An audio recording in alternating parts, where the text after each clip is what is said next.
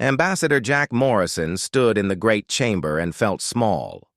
The council halls stretched above him like a cathedral made of light and metal. Dozens of alien species sat in their designated sections, watching him with eyes that ranged from curious to hostile. He had practiced his speech 100 times. He had memorized every word, every pause, every gesture that the cultural advisors told him would show respect. None of it mattered now. Jack walked to the center platform, his shoes clicking against the polished floor. Behind him, Captain Lisa Hayes stood at attention in her dress uniform. She commanded the Defiant, Earth's escort ship that waited in orbit. Lisa had warned him this morning that something felt wrong. Jack had dismissed her concerns. He was a diplomat. He believed in words and treaties and the power of reason. He was about to learn how wrong he had been. "Honored members of the Galactic Council," Jack began, his voice carrying across the chamber through the translation devices. "Humanity comes before you today to request admission to the Inner Council. For 50 years, we have honored every treaty. We have paid our tariffs without complaint. We have restricted our military as you asked. We have shared our technology freely with all member species." He paused, letting his words sink in.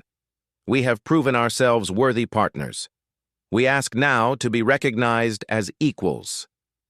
The silence that followed made Jack's skin crawl.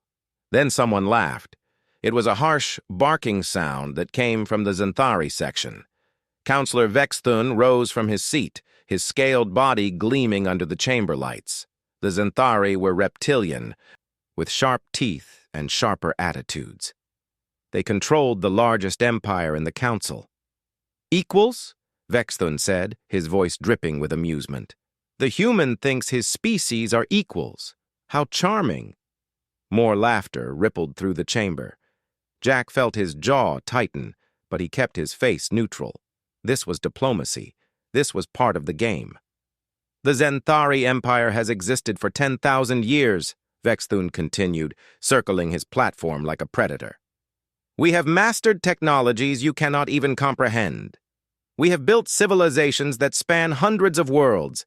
And you, little human, you who have barely left your own solar system, you think you belong among us?" "We have contributed much to the Council," Jack said, keeping his voice steady. "Our medical technology has saved millions of lives across dozens of species. Our agricultural methods have ended famines. Your contributions are adequate for a servant species," Vexthun interrupted. "We appreciate your gifts. But appreciation is not the same as respect. You are children playing at civilization." High Arbiter Cole raised one of his many insect-like limbs. The ancient being had chaired the council for 300 years. Surely he would bring order to this mockery. "Counselor Vexthun makes a valid point," Cole said, his mandibles clicking. "While Earth has been a useful provisional member, the Inner Council requires a certain maturity. Perhaps in another century or two, humanity will be ready. We shall vote now." Jack felt something cold settle in his stomach. The vote was supposed to be a formality. The diplomatic channels had suggested that Earth had enough support. Someone had lied to him. The votes came in quickly. Species after species voted against Earth's admission. Some looked apologetic. Most looked indifferent. A few looked pleased. When the final tally appeared on the holographic display, Jack stared at it in disbelief. 47 against. Only 2 in favor. "The Council has spoken," Cole announced. "Earth's petition is denied." But Vexthun was not done. He approached Jack's platform, his smile showing too many teeth. "Before you leave, Ambassador Morrison, there is one more matter. Your petition has wasted considerable council time and resources. According to Treaty Section 742, Earth must pay reparations for frivolous requests. The sum is 3 billion credits." Jack's hands clenched into fists at his sides. 3 billion credits would cripple Earth's economy for years. It would mean cutting social programs, delaying colony expansions, reducing their already limited defense budget. And for what? For daring to ask to be treated as equals? Captain Lisa Hayes took a step forward, her hand moving toward her sidearm. Jack raised his hand slightly, stopping her. Violence here would only make things worse. The council would use it as an excuse to impose even harsher penalties. But in that moment, something clicked in Jack's mind. He had been so focused on following the rules, on being the perfect member species, that he had missed what was right in front of him. The treaties that Earth had signed were not about peace. They were about control. The Council had designed them specifically to keep humanity weak and dependent. All the technology Earth had shared? The Council species had used it to strengthen their own militaries while Earth remained restricted. All the tariffs humanity paid? They funded the Council's enforcement fleets that kept Earth in line. All the promises of eventual equality? They were lies meant to keep humans obedient. Jack looked up at Vexthun and smiled. It was not a friendly smile. "We will comply with the Council's decision," he said quietly. Something in his tone made Vexthun pause. But the moment passed. The Zenthari counselor laughed again. "Of course you will comply. What choice do you have?" Jack turned and walked toward the exit. Lisa fell in beside him, her face troubled. Around them, the council members celebrated their victory. They congratulated each other on keeping the humans in their place. They joked about how easy it was to manipulate the naive species from Earth. None of them noticed the small device in Jack's hand or the signal it transmitted to the Defiant in orbit. None of them suspected that Earth's intelligence services had been recording every word spoken in this chamber for the past 5 years. None of them realized that humanity had been preparing for this exact moment. As Jack and Lisa boarded their shuttle, the ambassador looked back at the council station one last time. "Send a priority message to President Carter," he told Lisa. "Tell him it is time for protocol exodus." Lisa nodded, her expression grim. "They really think we are weak, don't they?" "They are about to learn," Jack said softly. "Just how wrong they are." The shuttle pulled away from the station and jumped into faster-than-light travel. Behind them, the council continued their celebration, unaware that they had just made the greatest mistake in galactic history. They had humiliated humanity. Now humanity would show them what humans did when backed into a corner. They did not surrender. They did not beg. They got even. The emergency session began at midnight. President Daniel Carter sat at the head of the table in the secure bunker beneath Geneva. Around him sat the most powerful people on Earth. Admiral Sophie Grant commanded the Space Operations Division. Dr. Ben Parker led the Restricted Technology Division. Director Kate Sullivan ran Earth Intelligence, and Ambassador Jack Morrison, fresh from his journey back from the Council, sat with dark circles under his eyes. "Tell them what you told me," President Carter said to Jack. Jack activated the holographic display. Images from the council chamber appeared in the air above the table. The leaders watched in silence as Vexthun mocked humanity. They saw the vote. They heard the demand for reparations. When it finished, several people around the table were shaking with anger. "This is what we get for 50 years of cooperation," Admiral Grant said bitterly. "We followed their rules. We paid their taxes. We gave them our technology, and they spit in our faces." "It is worse than that," Director Sullivan said. She stood and moved to the display, bringing up new images. "My agents have been monitoring Council communications for the past 8 years. With the Council's permission, of course, as part of our security cooperation agreements." She smiled without humor. "They were very happy to let us help protect their networks. They never suspected we were also reading their messages." The images showed internal Council documents, trade agreements that specifically excluded Earth from profitable routes, military reports discussing ways to keep human forces weak, scientific papers based entirely on technology that Earth had shared, with no credit given to human researchers. "They have been using us," Sullivan continued. "Every treaty we signed was designed to contain us, not to ensure peace. They take our innovations and use them to stay ahead of us. They charge us massive tariffs while their own trade flows freely. They restrict our military while building up their own forces with weapons based on our designs. Dr. Parker cleared his throat. Which brings us to the Prometheus files. Everyone turned to look at him. The scientist looked uncomfortable under their gazes. I need to confess something, he said. The Restricted Technology Division has not been entirely honest with the Council, or with most of you for that matter. President Carter leaned forward. Explain. 30 years ago, when Earth first joined the Council, we shared our quantum computing technology. Within 5 years, every major Council species had quantum weapons that far exceeded our own military capabilities. We realized then that sharing everything was a mistake, so we stopped. Parker activated another display. We created 2 research tracks. The public track continued to share technology with the Council, but we also created a classified track. We developed weapons, ships, and defenses that we never told anyone about. We learned from our mistake. The hologram showed ship designs unlike anything the Council had ever seen. Massive battle carriers with enough firepower to level cities. Stealth frigates that could avoid any known detection system. Weapons that used gravity itself as a destructive force. How many ships? Admiral Grant asked, her voice tight. 214 combat vessels, Parker replied. All built in secret shipyards beyond Neptune. The Council's surveillance systems cannot detect anything past Jupiter, so they never knew we were building out there. We also have defensive platforms throughout the solar system. Mars, the asteroid belt, even the moons of Saturn.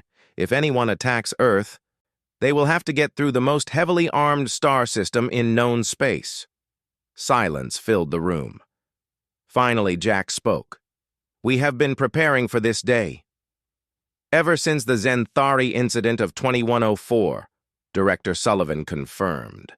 When they destroyed that colony of ours and the Council ruled it was an accident, we knew then that we could not trust them to protect us, so we prepared to protect ourselves. President Carter stood and walked to the window. Outside, the lights of Geneva glowed in the darkness, millions of people sleeping peacefully, unaware that their world was about to change forever. If we do this, he said quietly, there is no going back. We will be declaring ourselves independent of the Council. They will see it as an act of war. They already treat us like enemies, Admiral Grant said. They just do it with smiles and treaties. The question is not whether we should do this, Jack added. The question is whether we can live with ourselves if we do not. They demanded 3 billion credits from us. That money could feed millions of people, build schools, fund hospitals. Instead, they want us to pay for the privilege of being insulted. President Carter turned back to the table. Kate, what are the odds that the Council will accept our withdrawal peacefully? Director Sullivan pulled up probability models. Less than 5%. Vex Thun will see it as a challenge to his authority. He will demand that we be punished. Some Council species will support him because they profit from our subjugation. Others will support him because they fear that if Earth can leave, their own subject species might get ideas. So we are choosing war, one of the other ministers said. No, President Carter corrected. We are choosing freedom. If they want to make it a war, that is their choice. He looked around the table at each person. I want a vote. Not just from this Council, but from the full Assembly. Every nation on Earth gets a say in this. We do this together or not at all. Over the next 6 hours, the message went out to every government on the planet. The evidence was presented. The choice was explained. One by one, the votes came in. Some nations hesitated. Some debated. But in the end, every single nation voted the same way. Earth would withdraw from all Council treaties, effective immediately. At dawn, President Carter stood before the cameras. The speech was broadcast across Earth and to every human colony in space. My fellow humans, he began. Tonight, We have made a choice. For 50 years, we have tried to be good members of the Galactic Council. We followed their laws. We paid their fees. We restricted our own freedom in the hope of earning their respect. He paused, letting his words sink in. Today we learned that respect cannot be earned from those who see you as inferior. It can only be taken. So we are taking it. As of midnight Greenwich time, Earth withdraws from all Council treaties. We owe them nothing. We will restrict ourselves no longer. We will trade with whom we choose. We will build what we need to build. We will defend ourselves however we see fit. The President's expression hardened. To the Council we say this: leave us in peace, and we will leave you in peace. But if you come at us with threats or weapons, you will discover that humanity is not as weak as you believed. We are not your servants. We are not your subjects. We are free people, and we will remain free. At exactly midnight, Earth transmitted a single message to every Council species on every channel. It contained no threats, no demands, just 6 words that would echo across the galaxy. All treaties ended. Consider yourselves warned. On the Council station, alarms began to sound. In the Zenthari Empire, military commanders scrambled to understand what was happening. Across dozens of worlds, Council leaders looked at each other in confusion and growing fear. In orbit around Earth, the Defiant powered up its weapon systems. On Mars, defensive batteries came online. In the shipyards beyond Neptune, 200 warships received their activation orders. Humanity had been patient. Humanity had been careful. Humanity had prepared. Now humanity was done waiting. The age of Earth's submission was over. What came next would depend entirely on how the Council responded. But one thing was certain: the galaxy would never be the same again. Counselor Vexthun read the message 3 times before he believed it. All treaties ended. Consider yourselves warned. 6 simple words that made his blood run cold. Then the fear turned to rage. Who do they think they are? He roared at his military advisors. They are nothing. A minor species with barely 100 worlds. They have no right to defy the Council. His chief admiral, a scarred veteran named Court, studied the tactical display. My lord, our intelligence suggests this may not be a bluff. Earth has gone dark.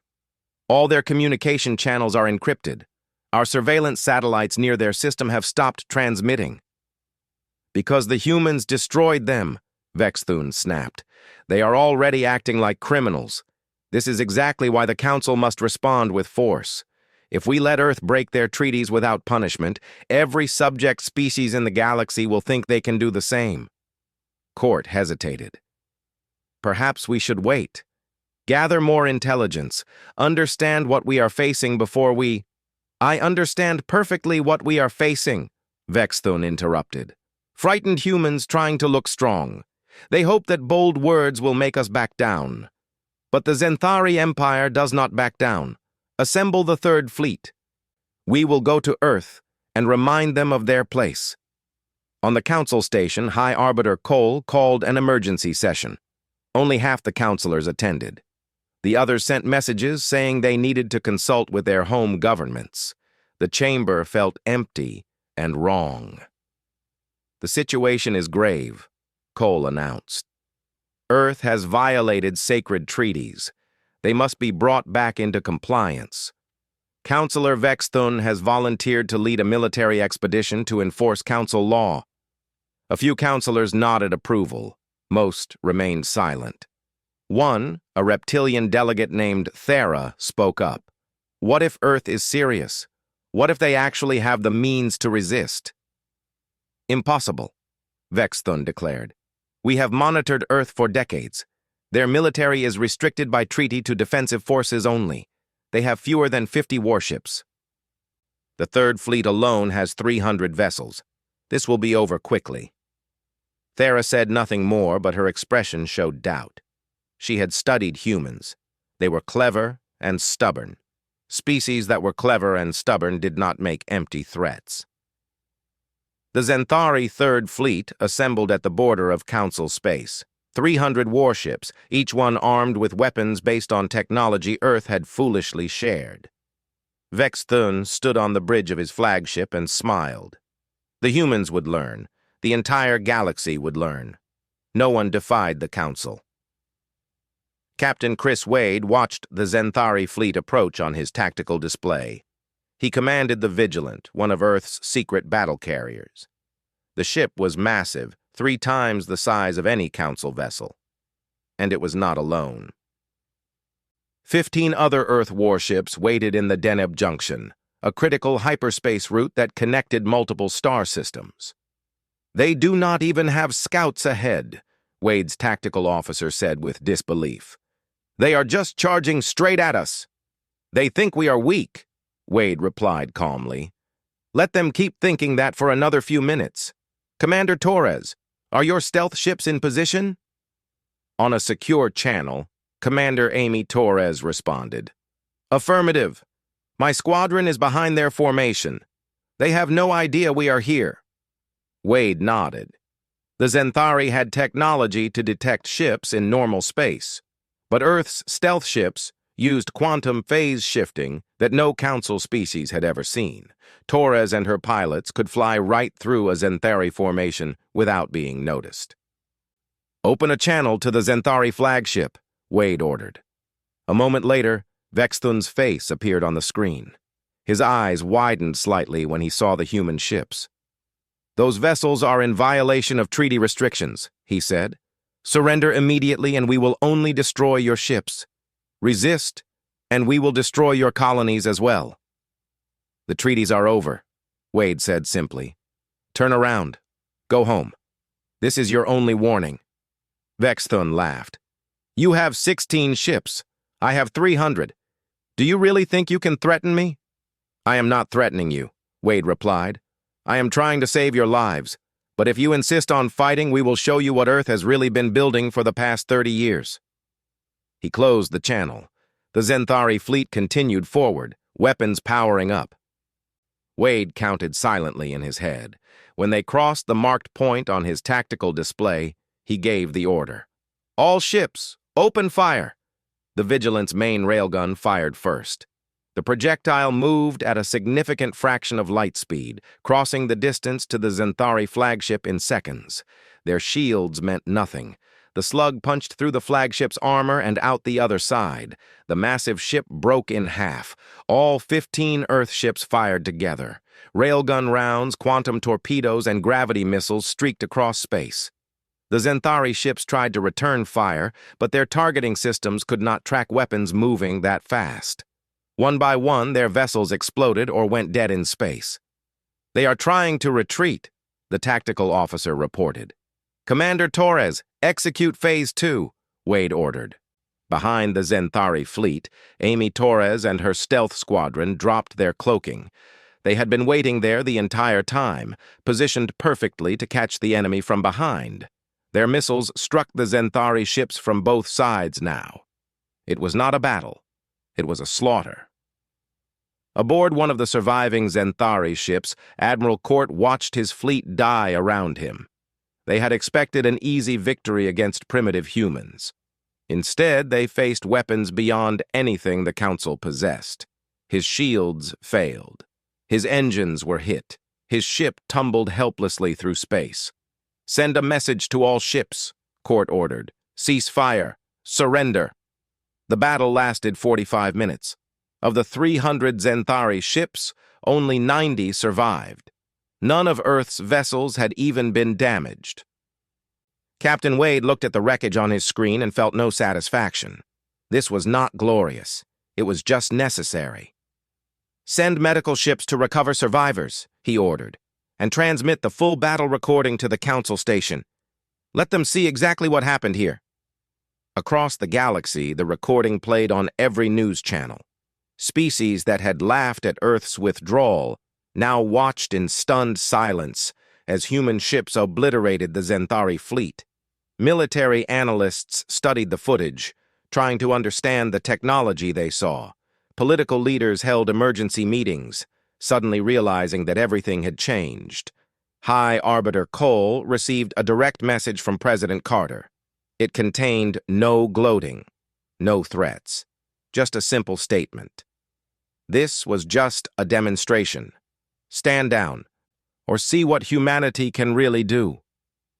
In her quarters, Counselor Thera watched the battle recording for the 5th time. She had been right. The humans were not bluffing. They had prepared. They had built weapons in secret while pretending to be weak. It was brilliant and terrifying. Other Council species began sending private messages to Earth requesting separate peace agreements. They wanted no part of a war with humanity. The Council was fracturing.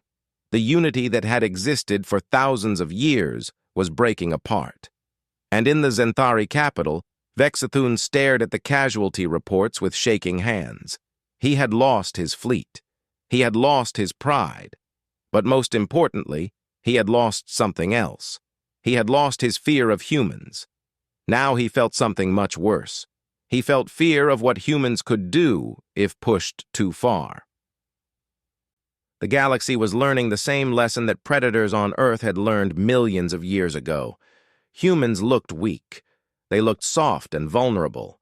But when threatened, when pushed into a corner, they became the most dangerous species alive. The Council chamber felt different now. High Arbiter Cole looked out at the empty seats and felt the weight of thousands of years pressing down on him. Only 20 species had sent representatives to this emergency session. The rest had simply stopped coming. The great alliance that had ruled the galaxy was dying. "Order," Cole called, though there was barely any disorder. The remaining counselors sat in shocked silence. "We must discuss the Earth situation. Counselor Vexthun, you have requested to speak." Vexthun rose, but he looked different than before. His scales seemed duller. His movements were less confident. The destruction of his fleet had hurt more than just his military strength. "The humans have revealed themselves as a threat to galactic order," he said. "They have weapons that violate every known treaty. They have destroyed a Council fleet without provocation. If we do not respond decisively, we will look weak." "We are weak," someone muttered. Several counselors nodded agreement. Counselor Thera stood up. She had been quiet until now, but she could stay silent no longer. "The humans did not attack without provocation. We provoked them. We denied them equality. We demanded payment for the privilege of being insulted. We used their technology against them while keeping them deliberately weak. And when they finally said no, we sent ships to attack them. What did we expect them to do?" "They should have submitted," Vexthun snapped. "That is what subject species do. That is how the Council maintains order." "Perhaps that is the problem," Thera replied. "Perhaps the old order needs to end." Before Vexthun could respond, an aide rushed into the chamber and whispered something to Cole. The Arbiter's mandibles clicked in distress. "I have just received word that the Orathi Republic has signed a separate peace treaty with Earth. They have withdrawn from the Council alliance." Shock rippled through the chamber. The Orathi were one of the oldest Council species. If they were leaving, others would follow. "Traitors!" Vexthun hissed. On Earth, Ambassador Jake Harrison sat across from the Orathi delegation. Unlike Jack Morrison, who had been a diplomat of the old school, Harrison was a negotiator trained in the new reality. He did not ask for anything. He offered terms from a position of strength. "Earth proposes free trade between our species," Harrison said. "No tariffs, no restrictions, equal access to technology and resources. We also offer mutual defense, though we expect you to maintain your own security forces." The lead Orathi negotiator, a being with soft blue skin and large eyes, studied the terms. "These are remarkably generous." "They are fair," Harrison corrected. "We do not want subjects. We do not want an empire. We want partners." "And if we refuse?" Harrison shrugged. "Then you refuse. We will not threaten you." But we also will not offer these terms again. The Council wanted to keep us weak through unfair treaties. We are offering you fair treaties instead. The choice is yours. The Orathi signed within the hour. Within a week, 3 more species followed, then 5 more, then 10. Each one received the same terms: fair trade, mutual respect, and genuine partnership. No tricks. No hidden clauses designed to ensure Earth's dominance. Admiral Sophie Grant led Earth's forces into territories that had been designated as Council zones. Human colonies that had been under Council protection welcomed the Earth ships with celebrations. Those protections had really been occupations. Council forces had restricted what the colonists could build, what technology they could use, and who they could trade with. Now those restrictions were gone. "Any Council ships still in the system?" Grant asked as her fleet approached the colony on Newton's world. "Negative," her tactical officer reported. "They jumped out 2 hours ago when our fleet was detected." Grant nodded. The Council forces were running rather than fighting. Smart choice. She opened a channel to the colony. "This is Admiral Grant of the United Earth Space Force. You are no longer under Council jurisdiction. You are free." On the planet's surface, 50,000 colonists cheered. Some were crying. Some were laughing. All of them felt the weight lifted from their shoulders. But not all species were happy with Earth's rise. Vexthun gathered the hardline counselors in a secret meeting. 6 species attended, all of them empires that profited from the old order. They had subjects. They had slaves. They had territories that were only theirs because the Council backed their claims. "We must stop this," Vexthun said. "If Earth succeeds, if they create this new order based on equality, our own subjects will rebel. Our empires will fall." "What do you propose?" asked the Krellian ambassador. The Krellians controlled mining operations across dozens of worlds using forced labor. Those operations would end if the workers gained their freedom. "A coalition," Vexthun replied. "A final, overwhelming attack on Earth itself. We destroy their homeworld, and we destroy their movement. The rest of the galaxy will learn what happens to rebels." "The humans have proven they are strong," another counselor warned. "The battle at Deneb was against a single, unprepared fleet," Vexthun interrupted. "We will come at them with everything. 400 ships from 6 empires. We will blockade their solar system. We will destroy their orbital stations. We will make them beg for mercy." The room fell silent. An attack on a homeworld was considered the ultimate escalation. It violated laws that had stood for millennia. But those laws were breaking down anyway. One by one, the hardline species agreed. They would gather their fleets. They would strike at Earth together. They would restore the old order through force. In a secure room on the Council station, Counselor Thera contacted Director Kate Sullivan through an encrypted channel. "I need to speak with someone from Earth Intelligence," she said. "I have information about a planned attack." Sullivan appeared on the screen within minutes. "We are listening." Thera took a deep breath. What she was about to do was treason against the Council. But the Council had become something corrupt and wrong. "Vexthun is forming a coalition. 6 species, 400 ships. They plan to attack Earth directly within the next month." "Why are you telling us this?" Sullivan asked. "Because the humans were right," Thera said quietly. "The Council has become an empire of oppression. I thought we were bringing order to the galaxy, but we were just building a cage. You broke out of that cage. You showed us that freedom is possible. Now I am helping you keep it." Sullivan studied the reptilian counselor for a long moment. "If your government finds out, they will execute you for this." "Then I suppose I should defect to Earth before they find out," Thera replied with a slight smile. "Do you have room for one more ally?" "Always," Sullivan said. "Welcome to the new order, Counselor Thera. Or should I say, Ambassador Thera." The information Thera provided was detailed and devastating. Exact fleet positions, attack plans, diplomatic codes. Earth now knew everything about the coming assault. President Carter called another emergency meeting. "They are coming for us," he told the assembled leaders. 400 ships. They will arrive in 3 weeks. This is their last attempt to restore the old way of things. "Can we win?" someone asked. Admiral Grant smiled. It was not a kind smile. "They are coming to our home. They are coming to the solar system. Every human ship will be there. Every defensive platform. Every weapon we have ever built. They want to make us beg for mercy?" She shook her head. "They are about to learn that humans do not beg. We fight. And in our own home, we are unbeatable." Across Earth, the message went out. The enemy was coming. Prepare for war. But there was no panic. There was only determination. Humanity had been pushed around for 50 years. Humanity had been insulted and exploited. Now humanity would show the galaxy what happened when you pushed humans too far. The trap was being set. The weapons were being positioned.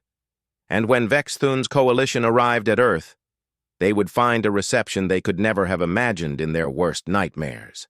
The coalition fleet gathered at the edge of Earth's solar system, 412 warships from 6 species, all united under one goal: crush humanity and restore the Council's power. Vexthun stood on the bridge of his new flagship and looked at the tactical display with satisfaction. No force this size had been assembled in 300 years. "Send the message to Earth," he ordered. "Tell them they have 1 hour to surrender unconditionally.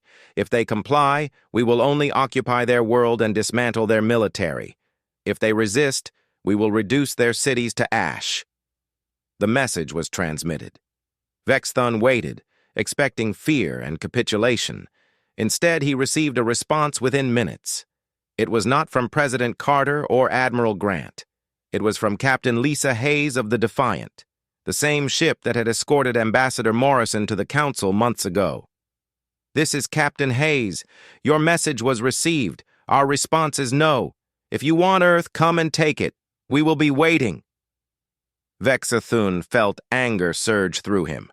"They still think they can resist. Forward fleet, advance to Jupiter. We will show them overwhelming force." The coalition ships moved forward, confident in their numbers. They passed Neptune's orbit without incident. They passed Uranus the same way. Nothing opposed them. Perhaps the humans were gathering all their forces closer to Earth, making a desperate last stand. Admiral Sophie Grant watched the enemy fleet advance from her command center on Mars.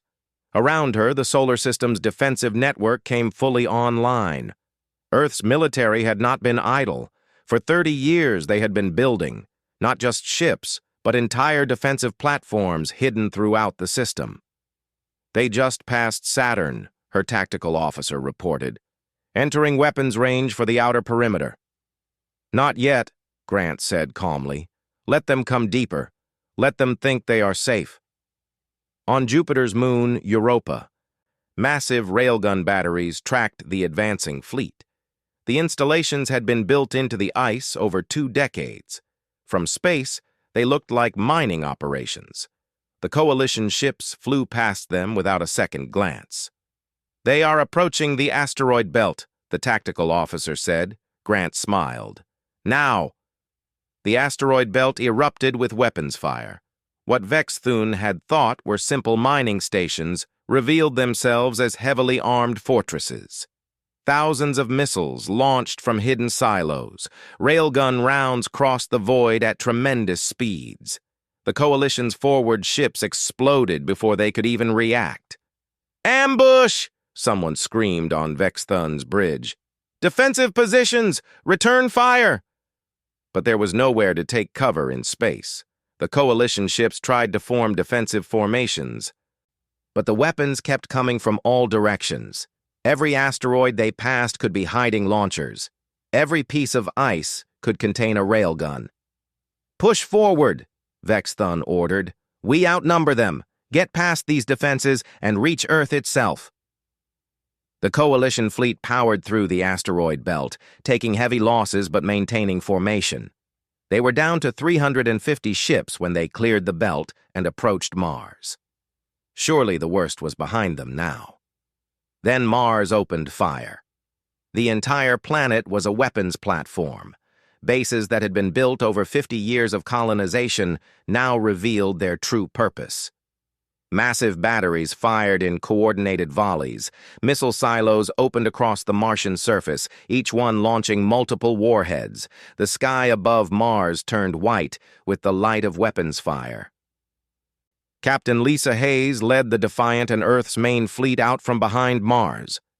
400 warships faced what remained of the Coalition fleet, but these were Earth's ships, armed with technology the Council had never seen, and they were fighting in their home system, with supply lines and support that stretched back to their homeworld. All ships, Hayes broadcast on open channels. Weapons free. Show them what happens when you threaten Earth. The two fleets collided in the space between Mars and Earth, but it was not really a battle. It was an execution. Earth's ships moved with precision, their weapons coordinated by advanced computers. The Coalition ships, built by different species with different technologies, struggled to work together. They got in each other's way. Their communication systems were incompatible. Their tactics did not mesh. One by one, the Coalition ships died. Some tried to retreat. They found their escape routes blocked by Earth's stealth ships that had been waiting in reserve. Some tried to surrender. Earth accepted, disabling their vessels and taking the crews prisoner. Some fought to the bitter end and were destroyed. Vexthun watched his second fleet die around him. This could not be happening. They had 400 ships. They had the finest weapons the Council could provide. How were the humans doing this? The answer was simple. Earth had prepared for this exact moment while the Council had grown complacent. Earth had built weapons while the Council had relied on old technologies. Earth had trained for war while the Council had assumed their superiority would never be challenged. "My lord, our shields are failing," his tactical officer reported. "We need to retreat." Before Vexthun could respond, something struck his flagship. The ship lurched. Explosions rippled through multiple decks, and then everything went dark as the power failed. Captain Hayes guided the Defiant alongside Vexthun's disabled flagship. "This is Captain Hayes to the Zenthari flagship. Your vessel is crippled and surrounded. Stand down and prepare to be boarded. Resist, and we will destroy you." On the bridge, Vexthun looked at his crew. They were watching him, waiting for orders. He could tell them to fight. They would obey. They would die. And the ship would be destroyed, and he would take the humans' victory with him into death. But what would that prove? What would that accomplish? "Stand down," he said quietly. "We have lost." The battle for Earth lasted 6 hours. Of the 412 Coalition ships that entered the solar system, only 93 survived. None of them were undamaged. Earth had lost 22 ships and taken damage to several defensive platforms. It was a devastating victory. President Carter stood before the cameras once again. This time, the message was broadcast not just to Earth, but to every species in the galaxy. The Coalition came to destroy us. They believed that overwhelming force would break our spirit. They were wrong. Humanity does not break. Humanity does not surrender. We defend what is ours, and we fight for our freedom.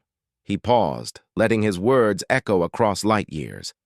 But we are not conquerors. We did not seek this war. We only wanted to be left in peace. Now that the fighting is over, we extend an offer to all species. Join us in building something new, not a council of masters and servants, not an empire of strong and weak, but a genuine commonwealth of equal partners. Within a week, 31 species formally requested to join what Earth was calling the Terran Commonwealth. High Arbiter Cole, seeing the inevitable, announced his resignation. The old council dissolved. The age of empires built on subjugation was over. Counselor Thera became the first non-human ambassador to the new Commonwealth. She helped draft the founding documents alongside human diplomats and representatives from dozens of species. The new system had no Supreme Council. Instead, decisions required consent from all members. No species could force their will on another. Vexthun stood trial for war crimes. The evidence was overwhelming. He had ordered attacks on civilian targets. He had used forced labor in his empire. He had violated peace treaties and attempted genocide.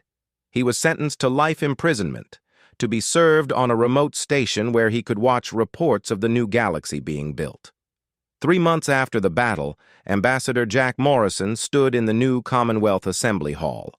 It was on Alpha Centauri, a neutral location chosen to represent the new era. 53 species had joined the Commonwealth. More were in talks to join. The galaxy was changing faster than anyone had thought possible. "We came to your council seeking acceptance," Morrison said in his inaugural address as the first chancellor of the Terran Commonwealth. "You gave us disdain. We left seeking freedom. You gave us war. Now we offer you something your old council never provided, genuine partnership. The age of empires built on subjugation is over. Welcome to humanity's gift to the galaxy, equality." The chamber erupted in applause. Not polite diplomatic applause, but genuine celebration. Species that had been enemies for centuries sat side by side. Former subjects of great empires sat as equals with their former masters. Everyone had a voice. Everyone had a vote. Above the assembly hall, a new flag flew. It combined elements from dozens of species, but at its center was Earth's blue and green sphere. Not because Earth ruled the Commonwealth, but because Earth had started it. Earth had shown that freedom was possible. Earth had proven that the old ways could be challenged and defeated. On Earth itself, schools taught about what they called the Council War. Children learned about the 50 years of patience that preceded it. They learned about the moment when humanity said no. They learned about the battles and the victories. One young girl raised her hand in class. "Teacher, why did they think they could beat us?" Her teacher smiled. It was a question every generation would ask and every generation would need to answer. "Because they forgot the most important rule about humanity.